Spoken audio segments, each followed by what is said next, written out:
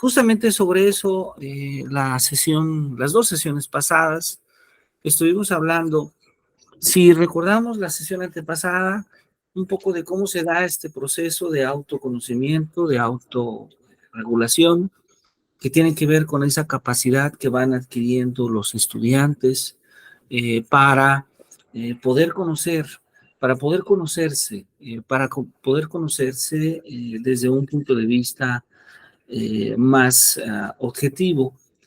Y creo que en ese sentido es relevante porque en muchas ocasiones ocurre esta idea que tenemos, que Sigmund Freud explica muy bien en su trabajo, que es que en muchas ocasiones creemos ser alguien que decimos que somos, pero que en realidad no necesariamente somos. Es decir, que en cierta medida, cuando en el trabajo o cuando en diferentes espacios nos piden una descripción sobre nuestra persona, casi siempre esta descripción solamente tiene ciertos atributos, es decir, solamente decimos una parte de nosotros, esa parte que habitualmente nosotros aceptamos, esa parte que nos sentimos cómodos en comunicar a los demás, pero realmente quienes somos nosotros mismos es un proceso un poquito más complejo, ¿no? Porque el autoconocerse, el autoconocimiento implica el poder valorar, el poder reconocer tanto esas virtudes, tanto estos aspectos positivos de nuestra persona, como también darnos cuenta de las limitaciones o de lo que socialmente la gente llama los defectos que puede tener también nuestra persona. Este, eh, según Freud, la personalidad casi siempre está como en una especie de conflicto en quien yo creo que soy, en quien creo que debo de ser y en quien realmente soy. ¿Sí? Entonces, casi siempre estamos en esta lucha, ¿no?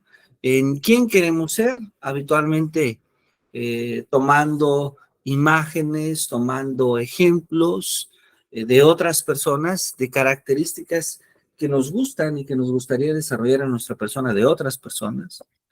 Y por otro lado, en quién decimos ser, que a veces combina parte de estas características, pero no todas, ¿sí? Es decir, no todas las características a veces son completamente reales. Y en quién realmente somos, que ahí a veces incluye inclusive aspectos limitativos de nuestra persona que no siempre divulgamos o que no siempre aceptamos inclusive, porque el proceso de aceptación es complejo. Por ejemplo, una persona, vamos a suponer, alguien que vaya desarrollando algunas características narcisistas, que está siempre pensando más en sí mismo sobre todo lo demás, tiene problemas de aceptar para que piensa primero en él y que piensa después en los demás. Habitualmente una persona no logra ver esa diferencia. Y si nos vamos al otro extremo, una persona que tiene poca autoestima, que tiene problemas de autoestima, difícilmente acepta las valoraciones positivas que hacen de su propia persona y va a aceptar con mayor facilidad aquellas valoraciones de carácter negativo, ¿no? Entonces, el autoconocimiento implica, en cierta medida, entender nuestra persona, entender las características que tenemos y sobre esas características darnos cuenta que la construcción de nuestra personalidad es siempre esta lucha de estos tres elementos que Sigmund Freud nos comenta.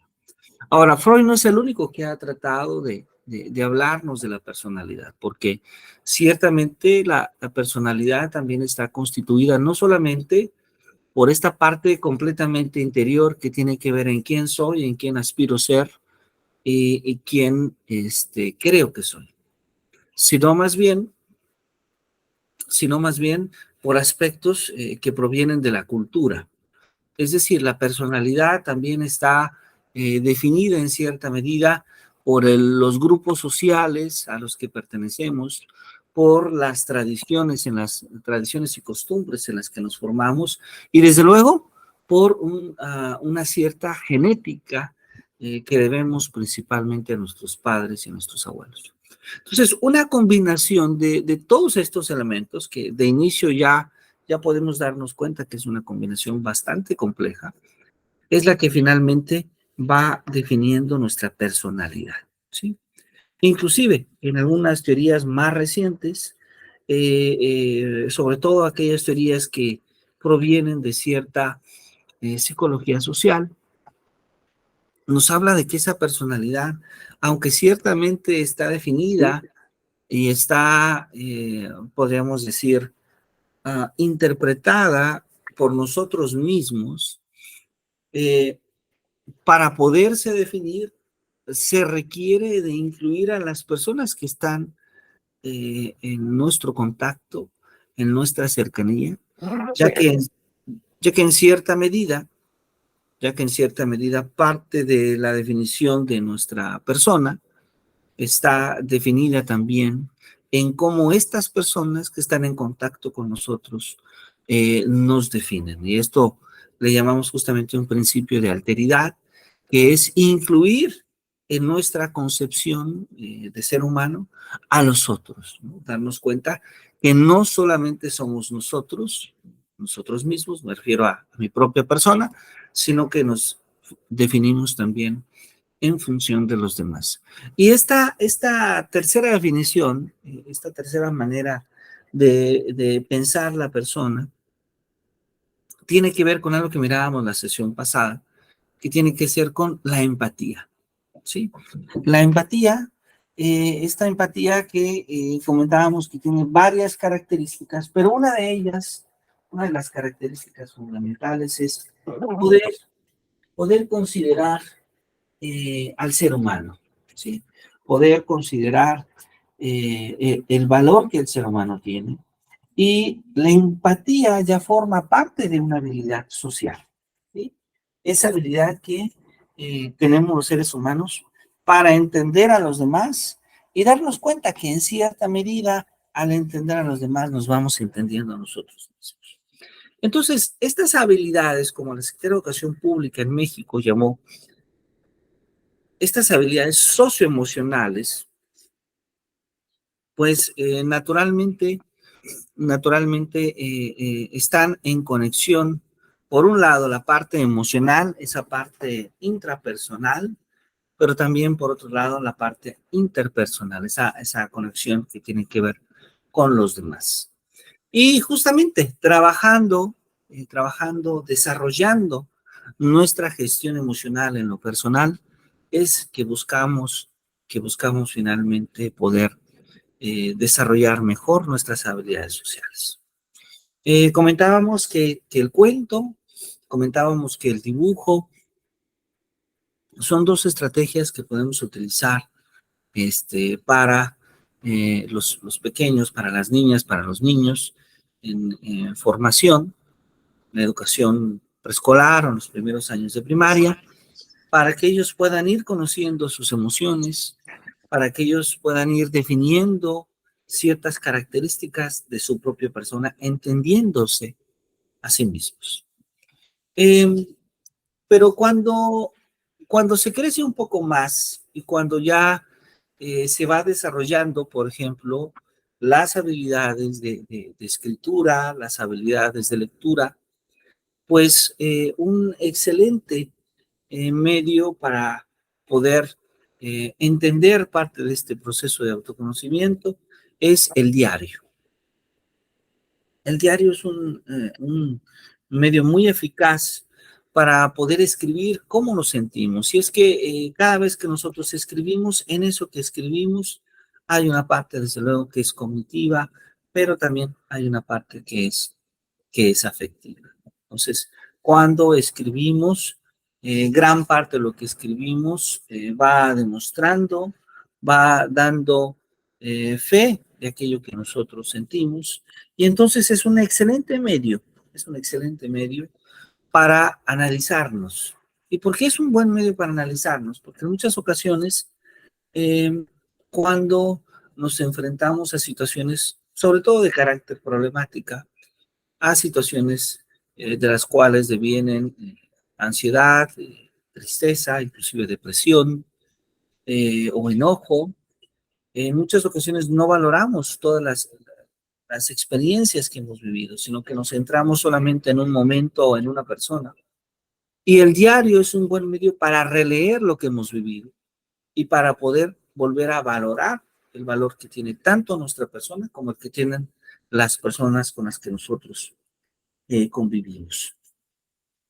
Ahora, quisiera el día de hoy referirme a una parte que aparece en la lectura pasada, pero que ahora me gustaría retomar desde otra perspectiva. Y esto tiene que ver en la práctica de justamente la gestión emocional, pero refiriéndome principalmente a algo que Laure Santos nos ha comentado en diferentes artículos, libros que ha venido publicando. Laure Santos, una de las especialistas más conocidas a nivel internacional en ciencias del bienestar, en ciencias del bienestar, eh, y que particularmente eh, ha llegado a una serie de conclusiones muy importantes sobre cómo se genera el bienestar, sobre cómo se genera el bienestar en las personas. Y curiosamente ella ha llegado a coincidir en algunos aspectos con otros pensadores, tanto del ámbito de las ciencias sociales como también de la educación. Particularmente, Laure Santos ha coincidido que hay dos aspectos que son importantes. El primero de ellos tiene que ver con el desarrollo de la gratitud. Y es que es un poco difícil. A veces dentro de nuestra cultura ponemos demasiado énfasis a lo negativo. A veces ponemos demasiado énfasis a aquello que no tenemos, aquello que no alcanzamos. Pero a veces por poner nuestra atención principalmente en aquello que no tenemos, dejamos de lado valorar justamente aquello que sí tenemos. En muchas ocasiones ponemos más énfasis en lo que nos falta y no en aquello que realmente es importante. Entonces, Laura Santos nos habla de la importancia de la práctica de la gratitud, del poder agradecer las diferentes situaciones en las que constantemente nos encontramos. El poder agradecer a la familia que tenemos, el poder agradecer a nuestro trabajo, a la profesión que realizamos, el poder agradecer a las personas con las que convivimos y que de manera constante nos ayudan y nos acompañan. El poder tener mayor gratitud con la vida, el poder ver más esos aspectos positivos que la vida nos da, sin lugar a duda nos genera más bienestar. Y el otro aspecto importante es que además de la gratitud, hay que buscar realizar acciones en beneficio de los demás. Es algo muy curioso, pero esta segunda afirmación que hace Laure Santos va a coincidir con las ideas, por ejemplo, del filósofo canadiense Bernard Lonergan, que él se refería a que el sentido de la educación tendría que ser el desarrollo del bien humano, ¿sí? El hacer el bien humano a los demás es como hacer el bien humano para nosotros mismos. El poder hacer acciones en beneficio de los demás nos genera beneficio a nosotros mismos y nos hace sentir, nos hace poder experimentar esa sensación de dar, esa sensación de apoyar, que sin lugar a dudas nos genera mucho bienestar. Y bueno, un tercer caso que podemos comentar, creo que también aparece en prácticas ancestrales, prácticas que inclusive de tradiciones orientales. Voy a permitir compartirle una breve sección que aparece en un muy buen libro que se llama Una fuerza para el bien, un libro escrito por el psicólogo estadounidense Daniel Goleman, que por cierto es creador de uno de los modelos de inteligencia y competencias emocionales, pero también, en este caso particular, Daniel Goleman nos habla justamente sobre la compasión. Y esta breve lectura sobre la compasión está basada un poco en un relato que no es propio de él, que él interpreta y que escribió el Dalai Lama, ¿sí? El Dalai Lama, ganador del Premio Nobel de la Paz, pero principalmente conocido justamente por ser una persona que promueve la paz en el mundo, también por ser una persona que es un líder religioso en el Tíbet. Y el primer ejemplo justamente de compasión, el primer ejemplo que tiene que ver con guardar estos dos principios que comentábamos, el principio de la gratitud hacia las demás, hacia la vida que tenemos, y el hecho de generar buenas acciones para los demás, eh, lo comenta el Dalai Lama y lo ofrece justamente tomando la figura de su madre, ¿sí? El Dalai Lama asume la idea de que pues, su madre era una mujer campesina, analfabeta, pero en ella encontró grandes virtudes porque en lo que cuenta sobre sus propias experiencias, nunca le vio como una mujer irritada, nunca le vio como una mujer exaltada, nunca le vio como una mujer que tuviese eh, que deseara o que gestionara algún mal para otras personas. ¿Sí? Recuerda justamente la idea de su madre como una mujer benévola, que lo podría cargar en los hombros mientras que trabajaba en el campo atendiendo los animales y que al mismo tiempo podía jugar con él. Eh, entonces, Dalai Lama justamente mencionaba en este texto que él consideraba que las semillas de la compasión fue desarrollando, en realidad esas semillas provenían de su madre. ¿Por qué? Porque en cierta medida esa figura compasiva, esa mirada de ver el mundo, de ver la vida, pues es aprendida de él como hijo. Sin embargo, este ejemplo que nos da Daniel Goleman va más allá de una experiencia propia escrita por el Dalai Lama, sino que si nosotros tratamos de basar este hecho en la ciencia, podríamos verlo justamente en la idea de que los seres humanos somos animales sociales y tenemos la capacidad de podernos preocupar por el bienestar de otros, ¿sí? Por ejemplo, cuando nacemos, nuestras madres sienten un afecto muy fuerte, yo podría decir inclusive desbordante por nosotros, ¿sí? Y nosotros, como bebés, confiamos plenamente en nuestra madre y de hecho dependemos del cuidado de ellas para poder sobrevivir en los primeros años de nuestra vida. Entonces, nuestra propia existencia ya es un ejemplo de los cuidados que ellas tienen con nosotros. Ahora, sabemos, lo hemos visto en este diplomado, que ese modelo de confianza y de unión que se va impregnando a lo largo de nuestra vida con respecto a nuestras madres, nos hace más felices. Y nos hace más felices sobre todo si la atmósfera en la que ésta se desarrolla es una atmósfera mucho más afectuosa.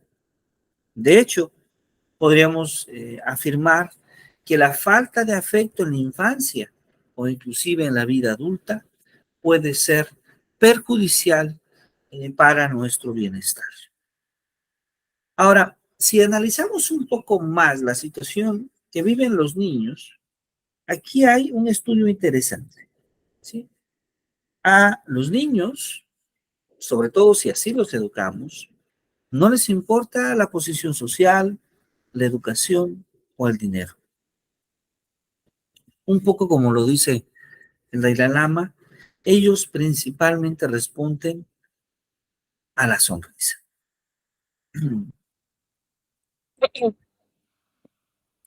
Y de hecho, sabemos, por ejemplo, que los recién nacidos que son sostenidos con afecto, su cerebro se desarrolla mejor que cuando son ignorados o cuando no reciben caricias. Por ejemplo, los bebés que son separados de sus papás se muestran temerosos, a veces se muestran indefensos, inclusive si pensamos en animales directamente, los monos que son separados de sus madres a poco tiempo de nacer pueden desarrollar agresividad y nerviosismo.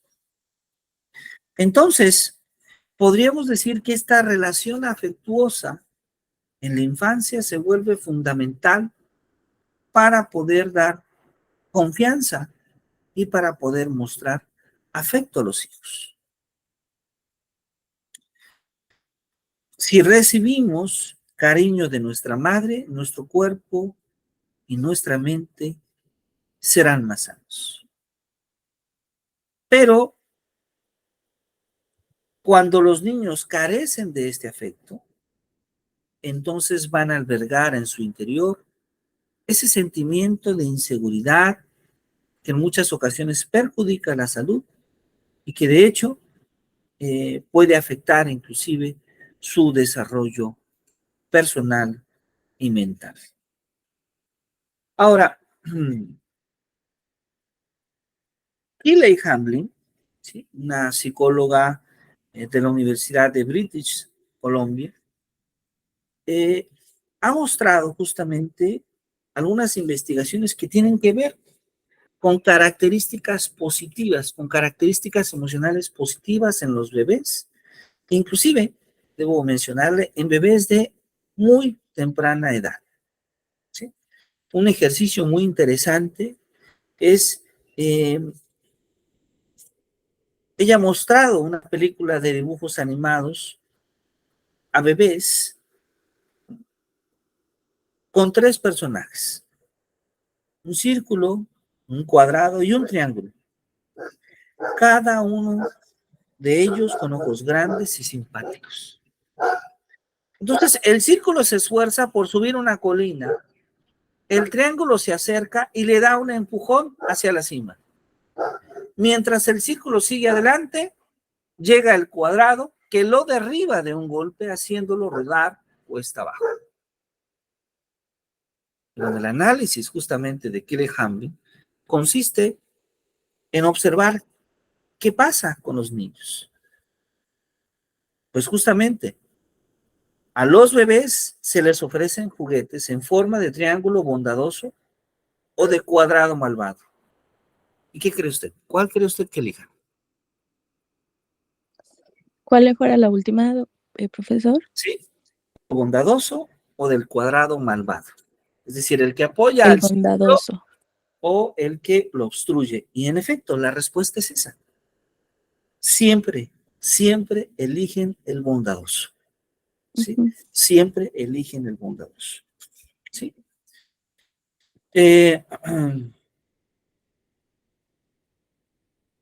y de hecho, nosotros podemos cambiar este ejercicio. Podríamos poner, por ejemplo, con marionetas, un perro que se esfuerza por abrir una caja, un conejo que lo ayuda y otra marioneta que cierra la caja bruscamente, la tapa de la caja. Y vamos a observar cómo siempre a ese conejo que ayuda, a este triángulo bondadoso, siempre los niños van a elegir esos personajes. Ahora, lo interesante es que estas variaciones se hacen en de tan solo 3, 6 y 9 meses. ¿Sí? Es decir, son niños muy pequeños,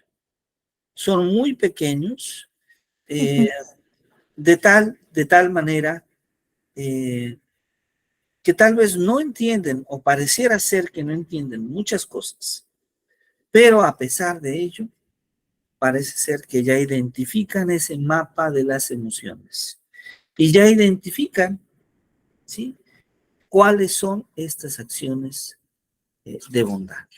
Entonces, el niño, desde edades muy tempranas, puede identificar la bondad. Y de hecho, de manera natural, bajo estas observaciones de Killeham, pues pareciera ser que la identifica y además la elige. La elige. Entonces, la educación emocional, la gestión de las emociones, va a tomar en cuenta, bajo esta perspectiva, estos dos principios importantes.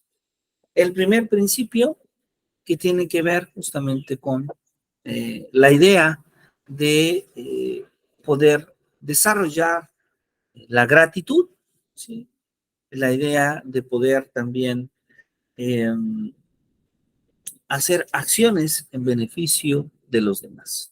Y hay dos o tres actividades que nosotros podemos hacer eh, para trabajar estos dos aspectos con nuestros estudiantes, ¿sí? Uno de ellos, comúnmente le llamamos mi héroe, ¿sí? Mi héroe, que tiene que ver, creo que es una actividad que ya anteriormente hemos hecho, que tiene que ver en pensar un personaje de la vida real, un personaje que puede ser su papá, su maestro, su mamá, su tía, su tío, su amigo, su amiga, etcétera, donde ellos describen estas características positivas de por qué es su héroe, qué representa, ¿sí?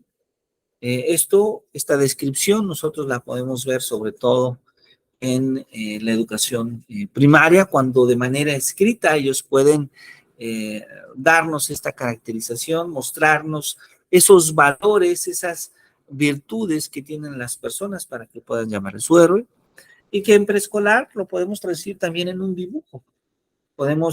Ya el niño entiende qué es un héroe, porque ya el niño seguramente ha escuchado algunos héroes, inclusive en las caricaturas. Muchos ya saben quién es Batman, quién es Superman, quién es diferentes personajes de caricaturas, pero ya se entiende la noción de qué es un héroe, y entonces ellos pueden dibujar desde ese héroe real, cuando hacemos referencia a una persona que conozcan, pero también un segundo ejercicio es cuando se les pide que dibujen ese héroe que ellos podrían llegar a ser, es decir, cuáles son las características que ellos tendrían que desarrollar a lo largo de su vida para poder llegar a ser ese héroe que buscan ser. Entonces ahí tenemos dos actividades que podemos practicar con nuestros estudiantes, y hay más, una tercera actividad más que es muy Sí. interesante y que tiene que ver justamente con el día de cada semana. Creo que también esta actividad ya la habíamos comentado, pero esta actividad nuevamente lo que busca es poder revalorar los aspectos positivos del día a día. Esta actividad que tiene que ver en pensar cuál ha sido la acción, la actividad en cada día de la semana que más hemos disfrutado, ese momento en el que estamos seguramente con nuestra familia, ese momento en el que salimos al cine, ese momento en el que salimos a la plaza, ese momento en que estamos estudiando, etc.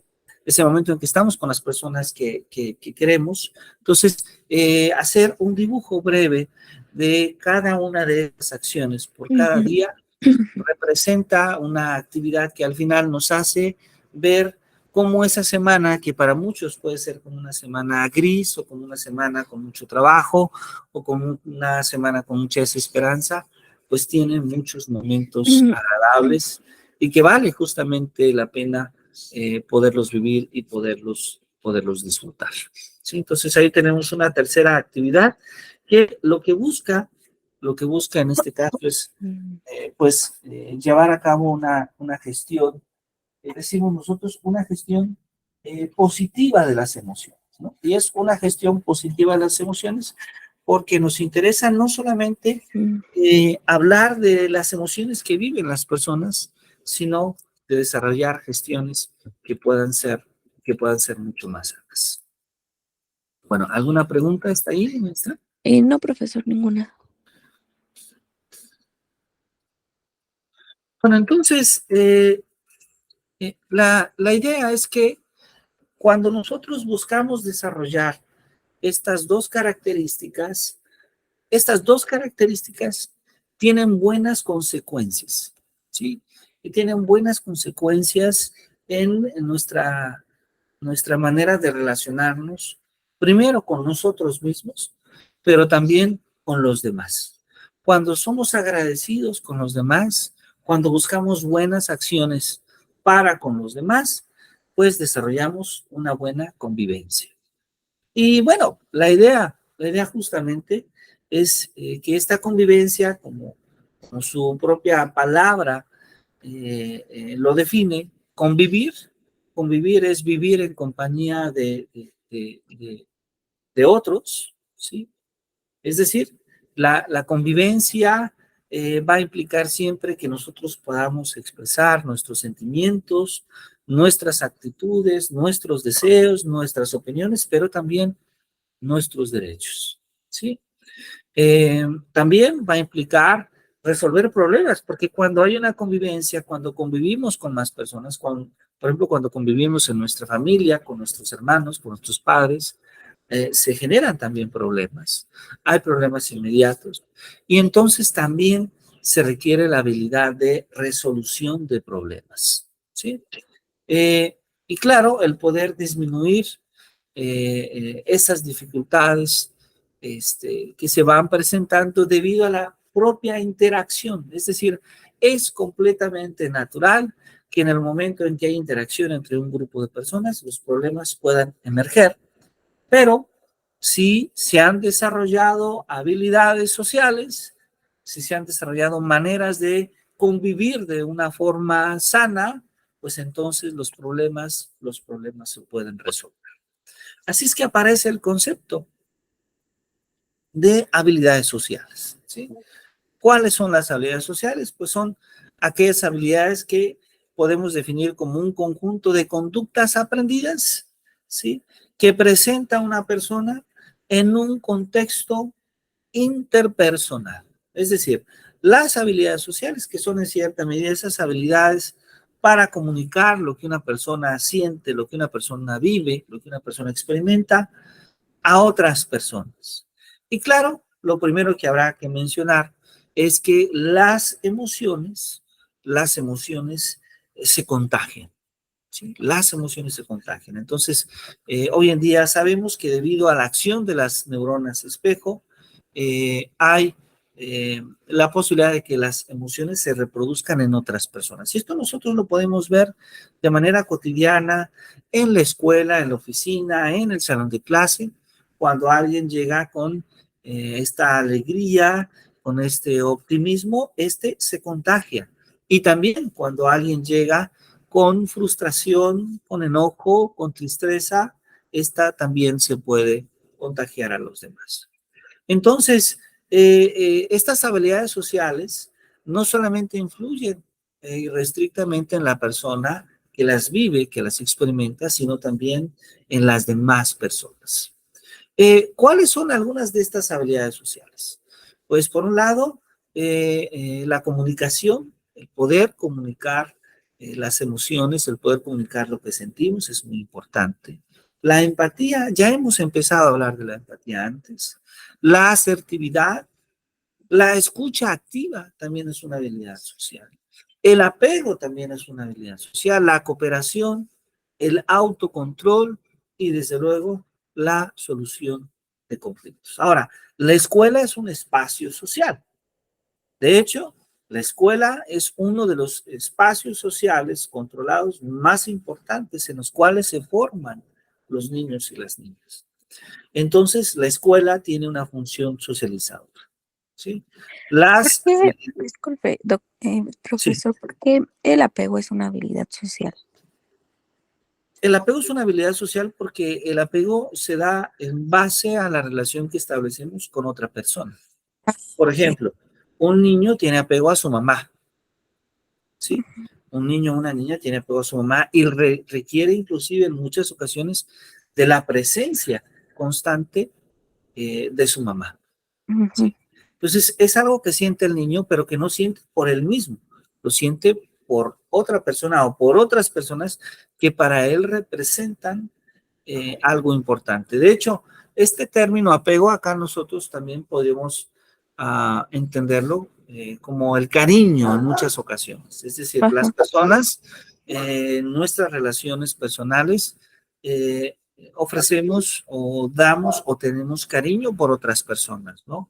Una persona puede tener cariño por sus hermanos, por amigos o amigas, por personas que hayan formado parte de su infancia, por ejemplo, amigas o amigos que sean importantes, por familiares, ¿no? Entonces, ese es un apego en este sentido. Y claro que forma parte, digamos, dentro de estas habilidades sociales, porque el apego surge en la interacción entre una o más personas.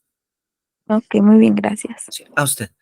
Y claro, estas habilidades sociales, pues lo que buscan es poder facilitar, poder mejorar la convivencia. Pero hay tres principios importantes. Veamos esto es relevante, porque estamos hablando de una convivencia que esté basada en la inclusión, en la equidad y en el respeto a la diversidad. Esta es una parte interesante, la inclusión, porque lo que buscamos es justamente incluir a todos. Es decir, buscamos convivir con todos.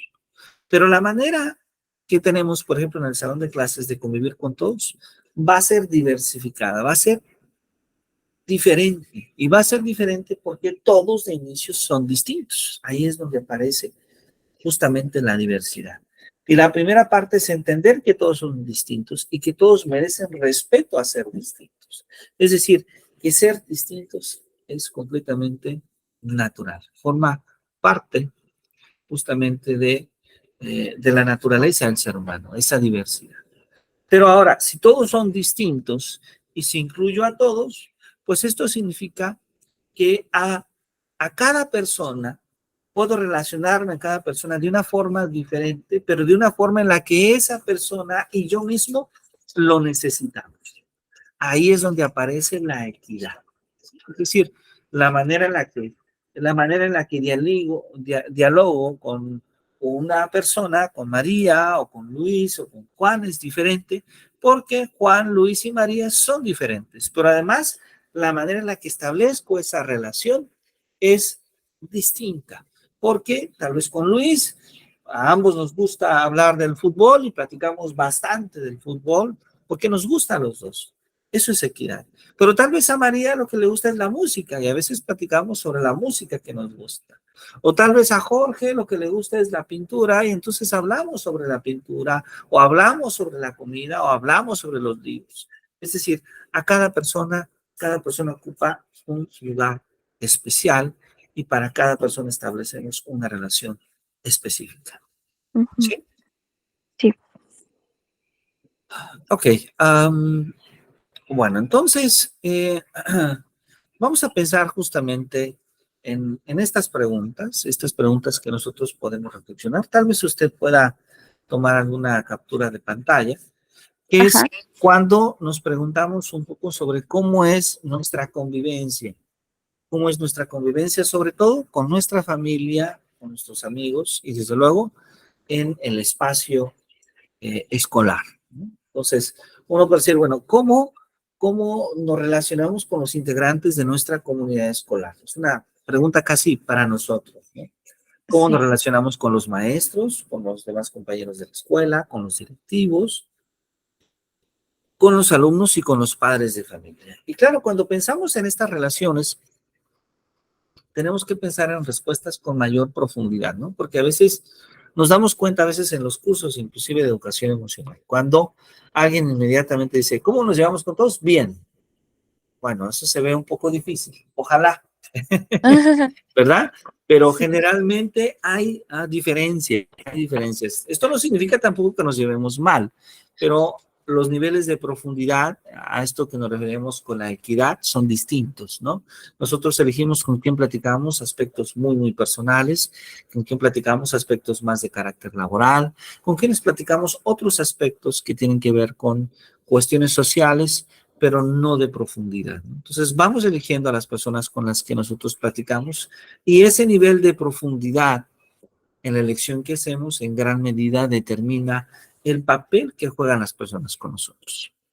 ¿Qué aspecto le gustaría mejorar de la convivencia que tiene con estos dos grupos de personas? Es decir, cómo sentimos esa convivencia, qué creemos que a veces nos hace falta en el ambiente académico, en el ambiente escolar, y qué nos falta a veces también en la familia, porque también a veces en la familia no siempre logramos desarrollar esa convivencia.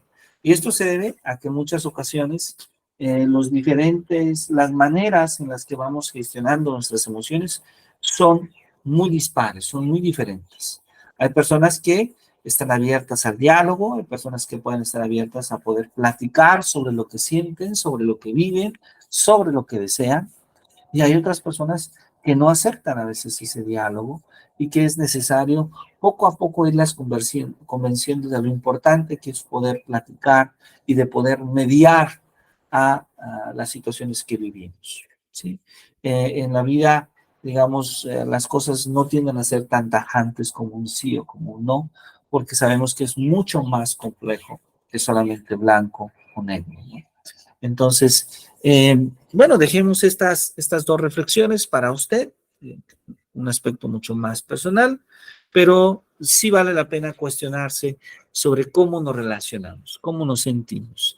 Y esto es importante porque uno puede identificar algunos de sus propios problemas emocionales cuando pensamos en cómo nos relacionamos con las demás personas. Cómo podemos establecer una relación de afecto con las personas que son importantes en nuestra vida. Y si no hemos logrado tener esa relación sana con las personas importantes, habrá que cuestionarnos por qué. Y sobre todo, fijar nuestra atención en nuestra incidencia en esa relación. Es decir, no tanto en el papel